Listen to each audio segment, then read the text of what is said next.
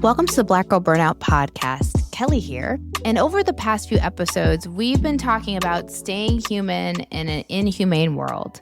We talked about softness and regulation, how to let go of the belief that burnout is some kind of personal failure. But the truth is, softness alone isn't going to sustain us. We still have to work, make money, and operate in systems that really weren't designed for us and do not care about our nervous systems. So today's episode is different by design. This is a tools episode.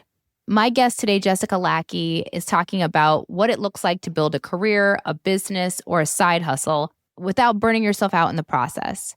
And this isn't about hustle or hype, but through consistent systems that are sustainable and aligned with the life you actually want. I'm so excited to talk to Jessica. And as a transparent caveat, Jessica is our first white guest. I chose her because she is my personal business strategist, and she has made my entrepreneurial journey lucrative and nervous system safe. And I want that for you. So let me tell you a little bit about Jessica. She's the founder of Deeper Foundations. It's a consulting and training firm that helps expertise-based business owners build sustainable companies rooted in strong foundations. She brings a rare blend of corporate rigor and values-aligned business building that she draws on from her experience at McKinsey, Nike, and Harvard Business School. She supported hundreds of entrepreneurs in creating work that doesn't cost them their health. Today, we're talking about what she calls leaving the casino and why so many of us have been taught to gamble with our time, our money, and our energy instead of building something that lasts, whether you're an entrepreneur or in the corporate space. I can't wait for you to hear this conversation. It is a game-changing one. Bring a pad and paper, make some notes in your phone, and let's dive in. Hey, Jessica. So glad to finally have you on the podcast. How are you doing today? I'm fantastic. Excited to be here. Yes, I'm excited to have you. For those of you who are listening, Jessica is my business strategist, as I've said before in the intro. And we've worked together for like a couple of years now, right? Mm-hmm. You've made a really big difference in the business and the way I think about systems. We're very kind of aligned in the sense that I'm a systems thinker, not in my business, but just in general. And you are a systems thinker for businesses. And as we begin this year, I think it's really important. People are thinking about all these different areas of their lives that they want to improve and optimize, and that's its own thing. But one of the things I think people, particularly Black women, are under-optimized in is their work life. They work hard. I think they work really hard. I think we work exceptionally hard. But the return on that is not always so great. And I think there's some key things that we can do to manage that. And that's what I want to talk about with you today. Excited for the conversation.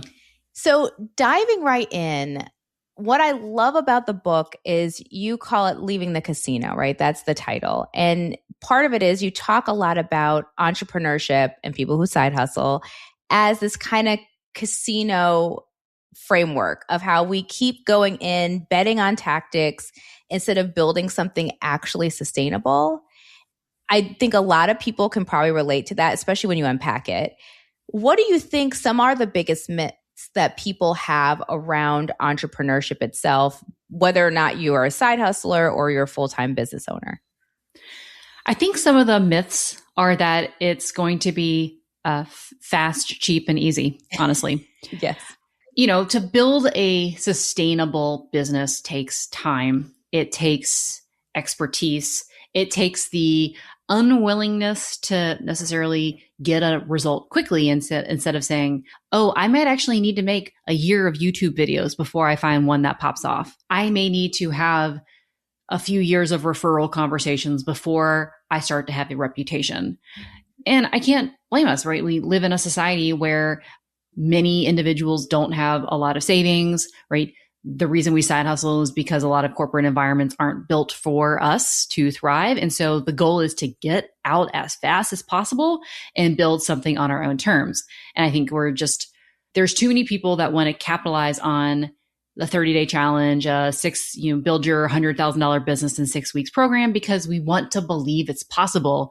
And just like in the casino, some people will win doing that. Some people will hit it out of the park, hit the 777 right as soon as they start their business. but that's like the 1% Yeah. and not the 99%. And I think we don't talk about how to build something sustainable. Like, I mean, could we go viral and have a moment? Yes.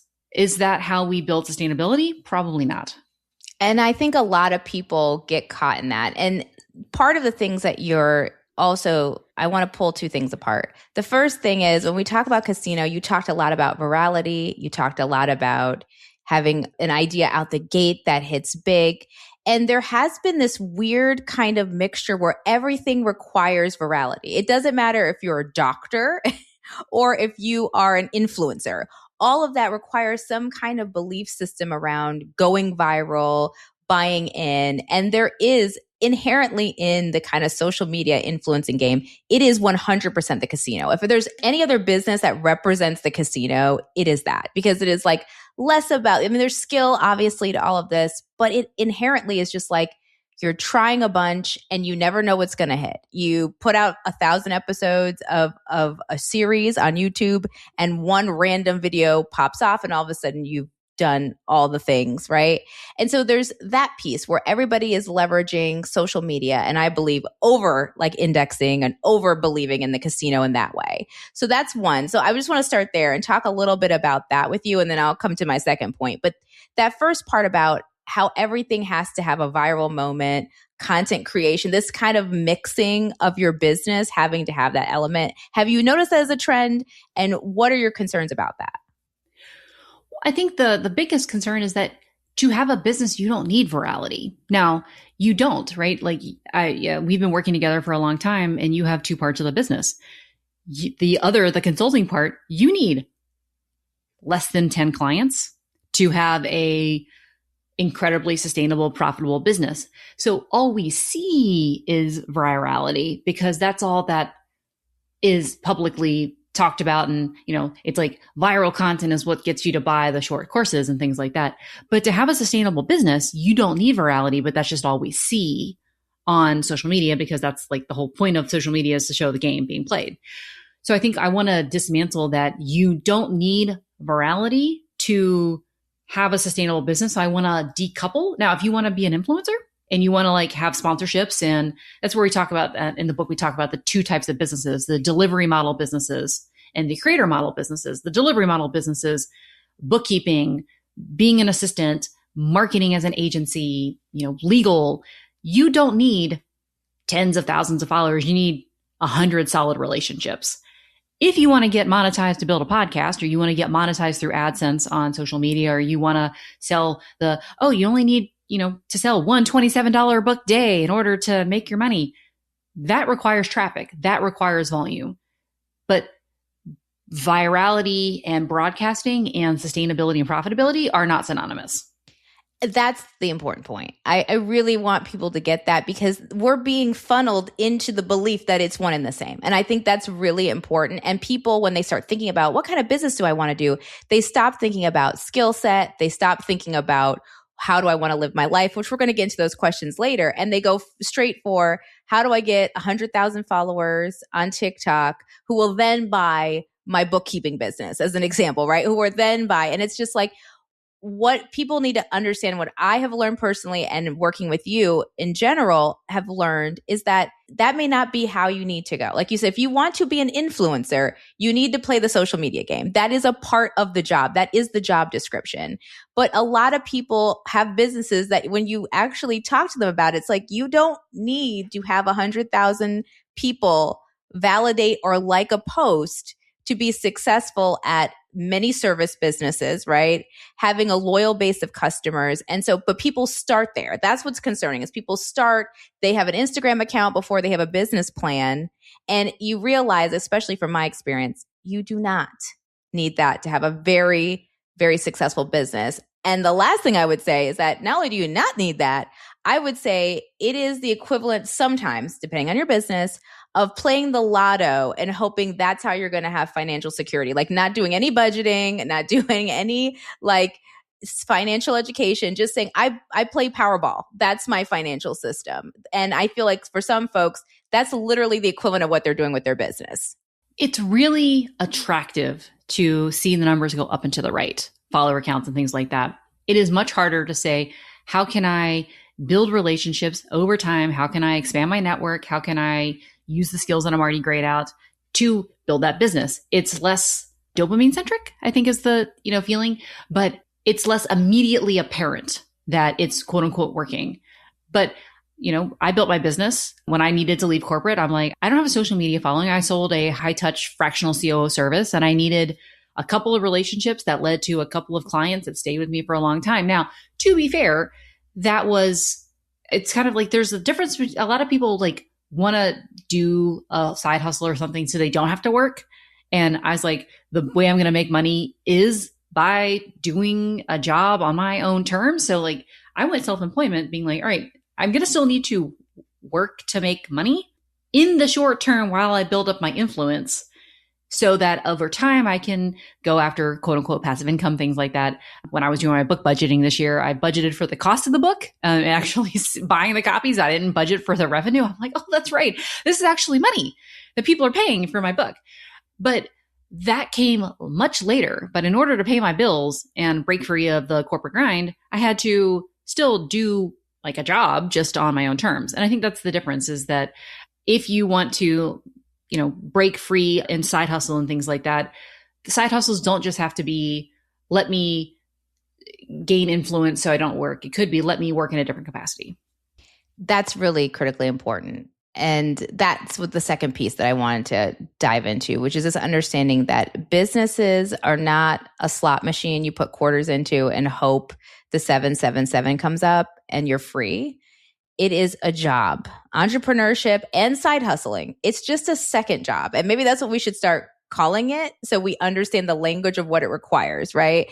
It is a job and it requires a lot of effort, a lot of repeatability. Like you have to just keep doing a thing over and over again. It's not overnight. Rarely is an overnight success. And even when it is, when you unpack it, you're like, oh, that was 5 years of this relationship. And so yes, when I said I had a business, they jumped in and said, we'll give you 6 figures. But it was not an overnight moment. And I think a lot of people also, to your point, they don't understand it's a job that you're going to have to work and put energy, just like you did in your corporate. You're going to have to put that energy. It may be different energy, but it's still energy and time and patience. Exactly. But it gets to be on your own terms, right? Like I left corporate, not because I wasn't good at what I was doing, and not because I actually really loved my past job. What I didn't love is having to show up at work at 8:00 in the morning wearing like a fully business casual outfit. I'm like, no, thank you. I didn't love having to go to meetings to prep for the meetings, to then report out on the meetings. I didn't love those sort of things. I didn't love corporate theater, but I loved my job. And I wanted to get more creative autonomy. I wanted to have more schedule flexibility. But like, let's just not be clear. Like I still work 50 hours a week, but I don't take my first calls until 10 in the morning. But I offset that by writing a newsletter almost every Saturday. It's still, but I've reclaimed more of my, I don't know if we'll talk about this later, but the zone of enoughness. I've shifted the work so that it meets more of my needs, but recognizing that it's still a business. I still run a business. I do a job. Perfectly said that. And I relate to that 100%. That was why I left corporate. It's like, I just don't want to do this. I don't want to do a meeting before a meeting. I want more efficiency. I want more control of my life. And I want to be able to do that. And to that point, like you are still working in some ways. The culture is not corporate, but the hours may reflect a little closer to what you did before, maybe probably a little less and a little more flexibility. But the point still stands. You work hard, you work often, you work a full-time job.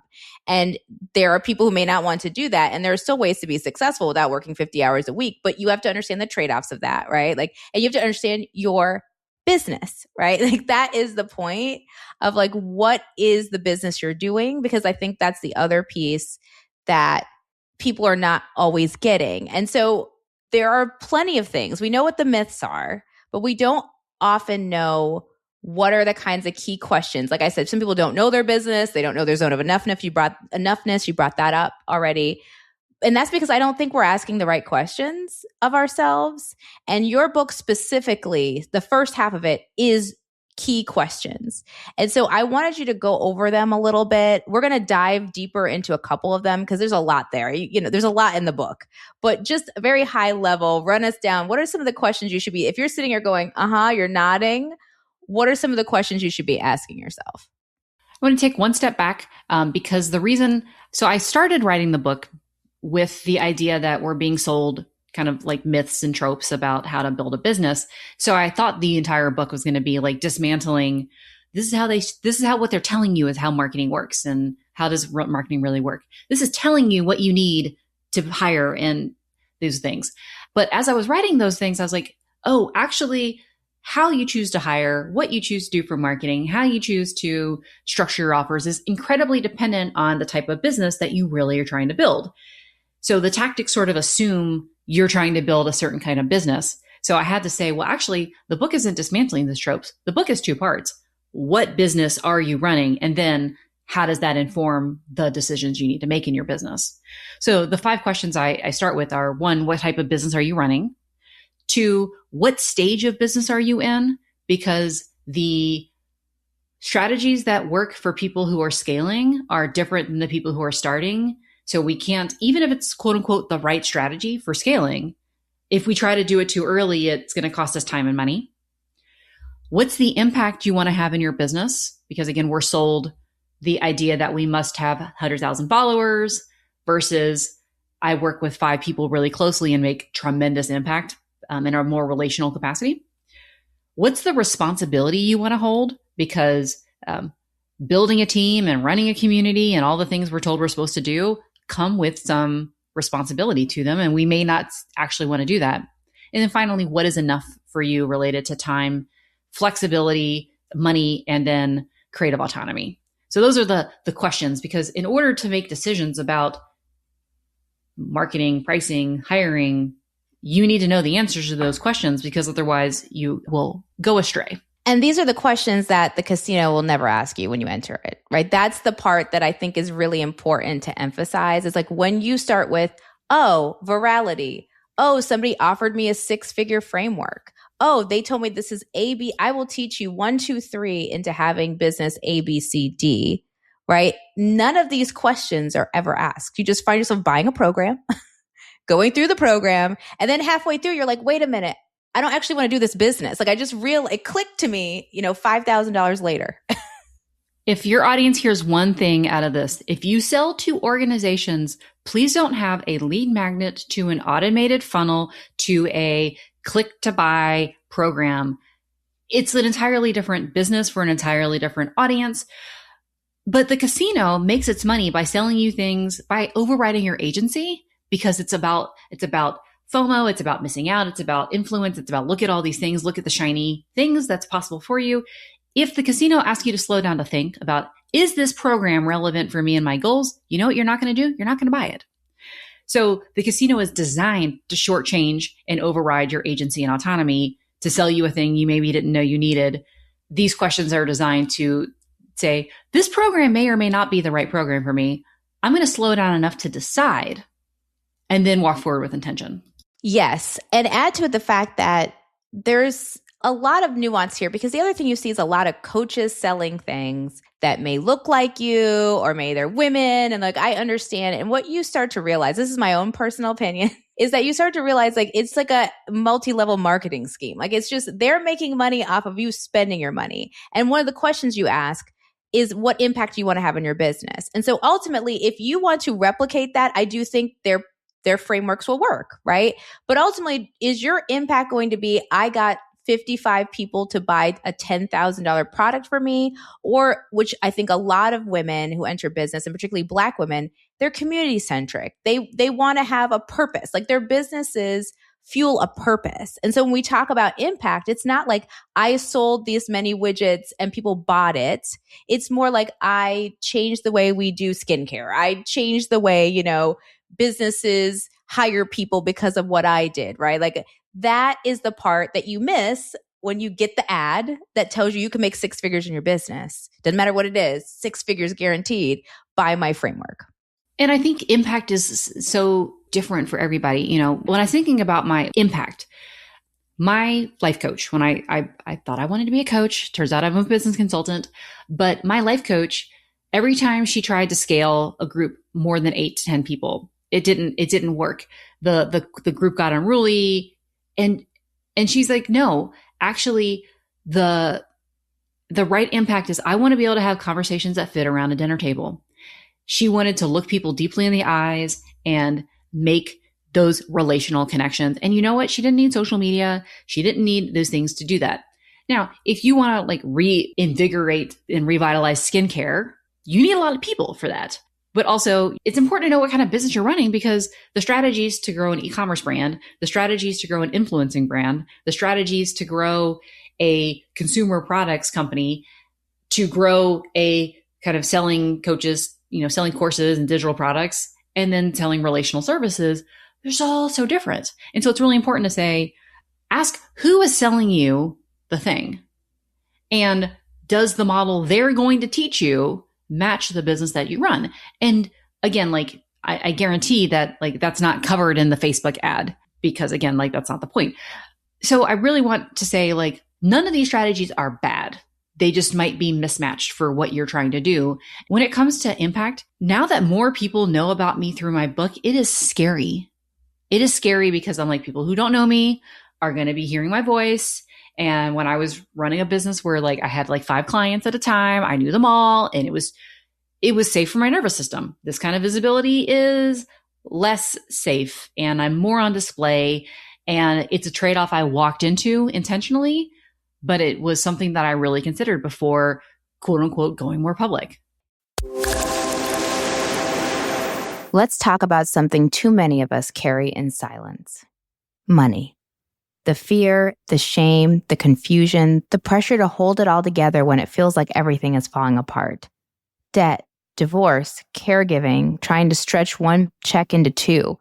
Financial stress doesn't just drain your bank account, it drains your spirit. But you don't have to figure it out alone. There's a place where you can lay that burden down and get real help: the Savvy Ladies Helpline. It's free. Yes, free. You'll be matched with a certified financial expert for a private one-on-one session, someone who will listen without judgment and help you take the next right step. You can ask the hard questions. How do I start building wealth even if I've made mistakes? How do I get out of debt? What happens to my money after a breakup? How do I put more joy into my budgeting? This call could change your life, because clarity brings peace, and peace with your money is true freedom. Savvy Ladies is a nonprofit dedicated to helping women, especially women like us, learn, plan, and reclaim control of our financial lives. So please, don't stay in silence. Go to savvyladies.org and book your free session today. You don't have to struggle alone anymore. Help is waiting for you. Beginning of the year, I'm always trying to do everything right: sleep better, eat well, move my body. But for years, I still felt exhausted. Brain fog, headaches, low energy that never fully lifted. I eventually learned that I had iron deficient anemia. And I know firsthand how quietly iron deficiency can drain your life. Even before anemia, low iron can cause fatigue, trouble focusing, irritability, and feeling like your energy is always just out of reach. That's why I'm really intentional about the iron supplement I take, and why I recommend Citarol from PharmaNutra. Citarol uses patented sucrosomial technology to help your body absorb iron 3 to 4 times better than standard supplements, and without the common side effects like nausea, constipation, or a metallic taste. It's easy to swallow, it's gentle on my stomach, and something I can actually stay consistent with.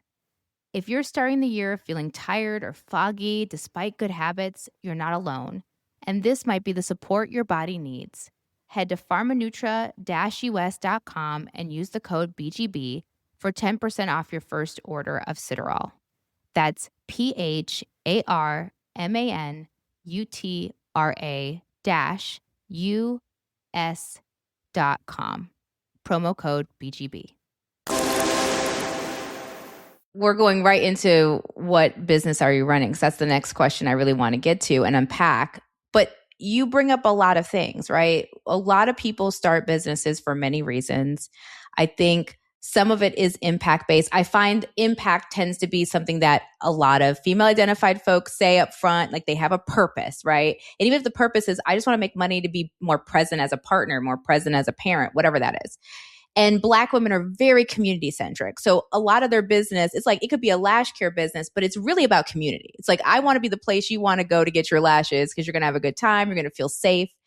And if you don't understand that piece about what impact is, you easily get sucked into the ads of like, make money, because make money or do A, B, and C. And you never stop to ask, what is my business actually? And that's really what you started it a little bit by talking about, like, if you have an e-commerce business, but why is that the most, in my opinion, the most crucial question you need to ask yourself? That changes everything about your business. It changes how you charge. It changes who your customers are. It changes how you market, how you sell, how you price, how you build your team. Nothing else matters, because until you know the type of business that you run, you won't know the next steps. And then it's easy to get swept up in what's in your face versus what are the necessary next steps to grow. In my work, we talk about the delivery model versus the creator model businesses. So delivery model is where you are selling services directly. I'm selling bookkeeping. I'm selling copywriting. I'm selling consulting. I'm running an agency. The creator-based business would be someone who's monetizing their audience. So I'm going to sell a course. I'm going to sell a community. I'm going to sell community, like not as a adjunct to a product-based business, but like community is the offering. I'm going to monetize my audience through direct subscriptions or keynote speaking or advertising. If I were working with products, then third would be product-based business, which is not covered in the book. You've got cost of goods sold, and you've got, wholesale versus retail. And you've got that entire, I don't work with product-based businesses, but like that's over here in the third bucket of business. Strategies designed to grow your influence and strategies designed to get you on the shelves at Whole Foods or Target, two different ones. Strategies designed to maintain relationships with referral partners and grow an agency team are different than the strategies you need to grow a community. They're all so different. And this is where I would say the most important thing you can do is look for mentors that run the business you want to run. So if you are looking to grow an e-commerce business, look at people who run e-commerce businesses versus following the social media strategies of people who are trying to grow influence. I mean, the reason that the guy that's selling you how to grow on LinkedIn, selling you the LinkedIn course, he has a lot of followers because he's talking about how to grow on LinkedIn, selling you a course about LinkedIn. He's not trying to grow his corporate services business on LinkedIn, making money doing that. He's selling you the dream on the platform that he's monetizing. So of course he's going to have a ton of followers. But again, it's like, understand that person I'm thinking of is running a different business than you are. Who are you learning from that either knows the type of business you're trying to run or runs that themselves?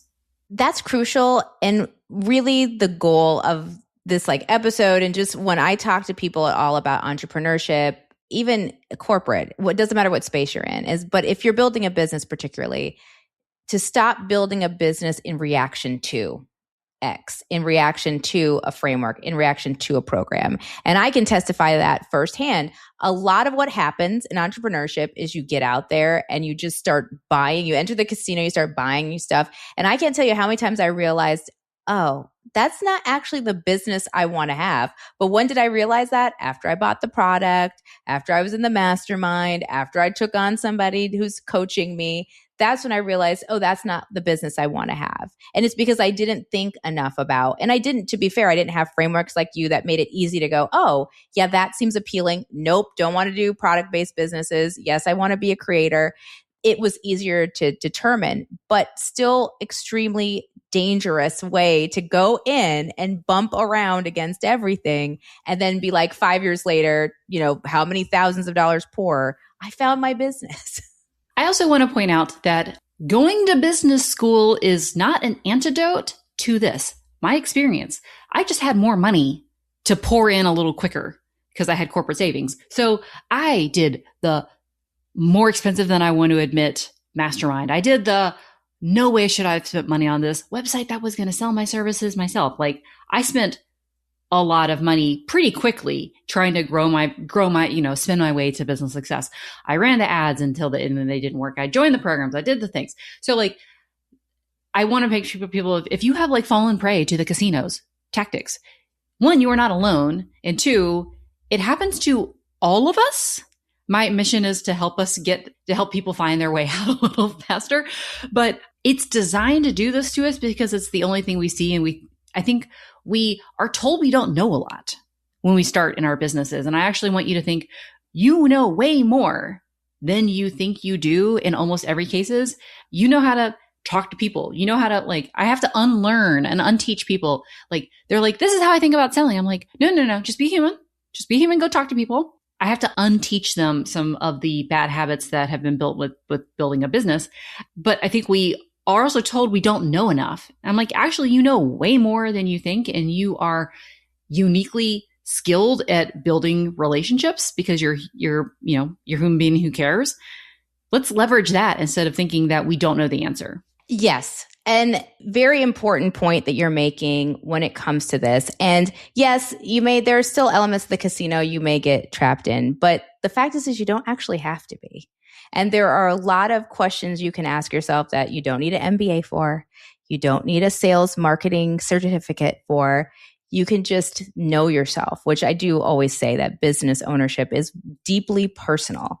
And that's something you don't get when you work in corporate. There's a disconnect. Even though your identity may be tied to a job, entrepreneurship is deeply personal. So knowing your business and knowing who you are is crucial.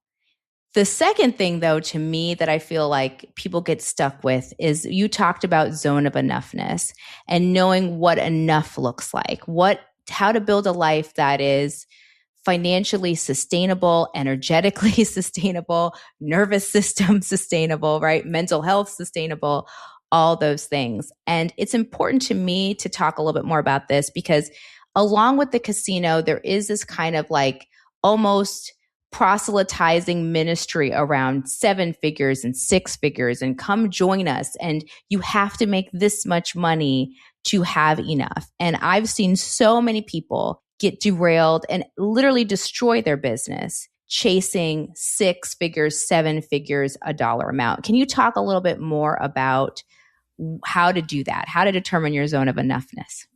There are 4 elements to the zone of enoughness. There's probably more dimensions, but I landed on these 4. So money, what's the minimum and maybe maximum you need? There's time. How much do you want to work on your business? Both minimums and maximums. People are like, there's a minimum amount of time you want to work in your business. And for some people, yeah, they like to do their business. Working less than that is unappealing to them. There's schedule flexibility. And that's maybe scheduled during the day or scheduled during the year. And then there's creative autonomy. I work with the people I want to work with, talking about the causes I want to talk about. So this is where they all come together. So let's say you are deeply committed to serving a population that maybe, isn't a corporate population. You want to gather people together or something like that. You want to work with the population that says $100 a month is a lot of money. So your prices may be low for the people you want to work with. In order to make that business, quote unquote, a 6-figure business, might mean you have to do marketing you don't want to do, expand it to be the size you don't want it to be. It might go outside of the bounds of what you need it to do versus leaving it as a passion project that covers the bills, makes some additional money while you maintain a full-time job or a part-time job. That might actually be the sweet spot for you to say, I get to do work I love to do. It has the impact I want it to have. I have the flexibility. And my financial needs are covered because I decided what I want the business to do with it. For me in my business, if I wanted to, I was doing high touch delivery. If I wanted to make more money, I would have had to change who I worked with, work more hours, or build a team, which is a responsibility level I didn't actually want to have. And so I said, actually, this is the max amount of money that this business model can currently make, and it covers my needs. I'm going to try to work a little less. I get to work with the clients I want to work with, and I'm happy. But I would be, based on the type of business I run, and different for you, but if my business were to make $1 million, it would not be the business I want to run.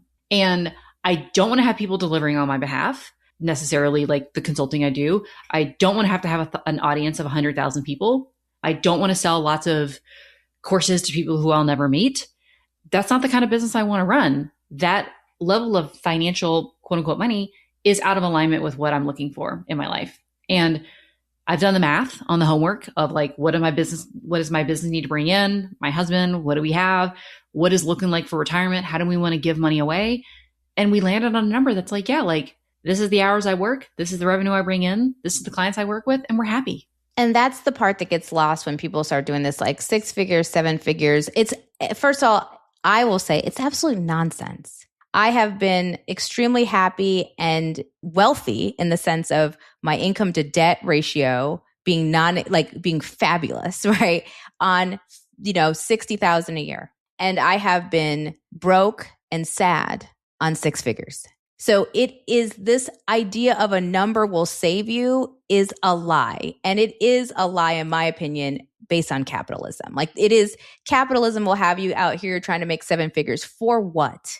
And when you talk about enoughness, you ask a deeper question of what do you want your life to look like?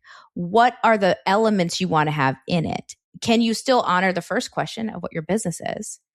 And does this money make you not want to weep, and you get to actually have joy and you get to do things you like? And that is a better way to calculate what enough is versus chasing some kind of random dollar amount that is sometimes in itself a trap. 100%. And I think it's really important. It's a zone. So in the early years of your business and when you're side hustling, you might be in one part of the zone. When you have young kids at home, you might be in a different part of the zone.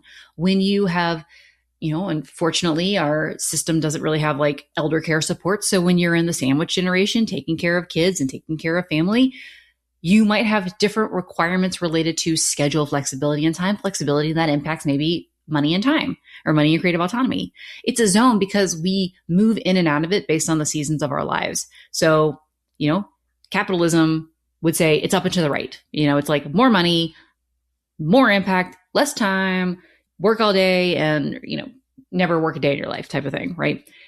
But when we think about our lives in seasons, there are ebbs and flows to our businesses. There are ebbs and flows to what demands are on our life. So it's really important to say it's not a fixed thing either.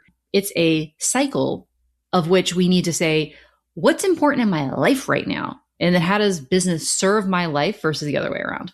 Yes. The zone of enoughness is how does business serve my life, not the other way around. I think that is a good anchor point for people to think about when they're calculating numbers and lifestyle, because those two things go together. So please, if you take nothing from this episode, take the first thing, which is understand what business you're doing. Understand it takes time and energy and effort. And secondly, understand that you are building for a life, and that drives everything. What you want your life to look like, then you reverse engineer your business to match it. Not, I'm going to chase 7 figures because there's some magical pot of gold and freedom, because I haven't met those people yet. And I don't know that they exist. The true, I built a business and now I just lay on the beach all day and I'm 40. Like those people are very small to non-existent for the rest of us. I've also looked behind the scenes, some of those quote unquote 7-figure businesses. And just because they're making 7 figures doesn't mean they're taking home 7 figures. The amount of money they spend on team, the amount of money they spend on ads, the amount of money they spend on marketing. I mean, the cost to play the game, right? Like in the casino, they have the card counting teams. The card counting teams who beat the house come in with like lots of capital, right? And they have to spend a lot to make a lot. Well, I would like to just keep a lot and not necessarily have to, work more to pay for the team and the ads to make that revenue and actually take home less. I'm like, no, I'm good. I'm good. Exactly. It is a game that and again, in a casino, the house wins eventually, right? It's a profit model that benefits the house, not the player. And I think that's the important takeaway too, is that when you play these games, you are less likely to win. You're the 1% that you might win, but it's 99% benefiting the house and not your nervous system and not your lifestyle. So before I leave though, we do have a lot of people who are in corporate, right? And they might be side hustling or they might just be in the corporate grind, which we were in. And you have worked for Nike and McKinsey and, corporate. This is your background. And so what tips before we, end this, would you give for people who are looking for career growth and success, but without, selling their soul and burning out? One is relationships trump everything. So you want a new job, it's relationships. You want a promotion, it's relationships. You want influence, it's relationships. So one, relationships. And again, if you want to go and get a side hustle or grow outside, relationships. Two, have a point of view. Have a point of view in your work, have a point of view outside of your work. Just know what you stand for and what you believe, and don't be afraid to say it. Now, not all corporate environments will let you say it in the corporate arena, but have places you can be yourself authentically and show up and start to sharpen your voice. And then three, corporate ain't gonna take care of you. So, yes, we're in a weird job market right now where please leave toxic environments. Please don't leave like a just okay job right now. Like I would not recommend that, but recommend thinking about how are you building a portfolio of resources around your life? How are you investing in community? How are you investing in communities? How do you have, again, those resource is not just money, but time and attention and relationships. How are you building your quote unquote investment portfolio of resources so that if the thing comes where you need to make a leap of some sort, you're not operating by yourself? All great points and things I brought up before. Your job will love you. You can love your job, but your job will not love you back. Not ever. Certainly not in corporate. It's an entity. It's not your friend. And relationships change everything. I've never met a person who's successful in anything, but certainly in corporate that didn't have relationships. And certainly it's the only reason I was successful. And it has less to do with skill, which is the lie they teach you, right? If you're really good at your job, you'll go really far. No, that's foundational, particularly for women and particularly for Black women. No, you need to be excellent. That's the bottom. That's the basement. But you need to have great relationships. And I call them with gate openers, people who have power, people who are decision makers. That is what changes careers. All the rest of it is just nice to have. It's dressing. Yeah, those. And just like in entrepreneurship and in corporate, doing good work is not enough. You have to tell people about it, and you have to make sure you have the relationships with people that can open doors for you. 100%. Last question for you, Jessica. It's the question we ask all our guests. What brings you joy right now, and how do you protect it? So I got into Mahjong over the holidays. Apparently, I'm finally on trend for something. I didn't miss the pickleball trend, and but I start playing Mahjong, and so I go to a brewery once every week and play Mahjong with a group there, and that's what's bringing me joy right now. Is something where I have to put my phone away for 2 hours once a week to play Mahjong with my local community. This is not online Mahjong. This is I go to a place, I leave my house, I have to put on pants and, real pants. And I have to go be present with people. And it's amazing. And how do you protect that? How do you make sure that Mahjong time stays in the calendar? I have blocked off my Calendly Tuesday nights. I have some slow cooker meals so that my husband is fed while I leave the house. Perfect. Love that. Jessica, how can we connect with you and grab your book, Leaving the Casino? So you can connect with me at my website, deeperfoundations.com. If you want a signed copy of the book, you can buy that on the site at deeperfoundations.com/casino, where you can also get the first chapter. And it's also available on Amazon. Perfect. We'll have all of that in the show notes. And I really, really encourage you. It's already one of the best books that I've read, and I've worked with you, and I personally endorse it. It is the book that every business owner needs right now. Even if you've been in business 20 years, you still need this book. So grab a copy of it. Thank you, Jessica, for coming on the podcast. This was amazing. Thank you. So that's it for today's episode. What I hope you take from this conversation is not that you need to do more, but that you're allowed to do different. Building sustainable work isn't about hacking your way out of burnout. It's about creating structures that don't require you to abandon yourself. The tools Jessica shared today aren't here to fix you, but they are here to support you so that your softness doesn't collapse under the weight of reality and ambition does not cost you your health. As we've been saying all month, nothing's wrong with you. And learning how to work differently is one of the ways we protect that truth. You know the drill. If you like this episode, share it with people. Subscribe to the podcast, leave a review. They light up my life. You can reach Black Girl Burnout across many different ways. One of them, social media. It's Black Girl Burnout across TikTok, Instagram, and on YouTube. Don't forget over there, I have some special videos that I'm unveiling a week at a time on helping you with more supports, just like the kind Jessica gave today. If you are more of a reader, that's where Substack comes into play. You can find long form essays on the content I talk about here on this podcast with a different flavor. And if you become a $5 a month subscriber, you get access to monthly workshops where I come through with a workbook, a video. We do it live together and it's recorded if you can't make it. There's slides, really practical, strategic tools to improve your life. All right, that's it. As always, y'all, take care of each other and keep meeting the world with softness and ambition.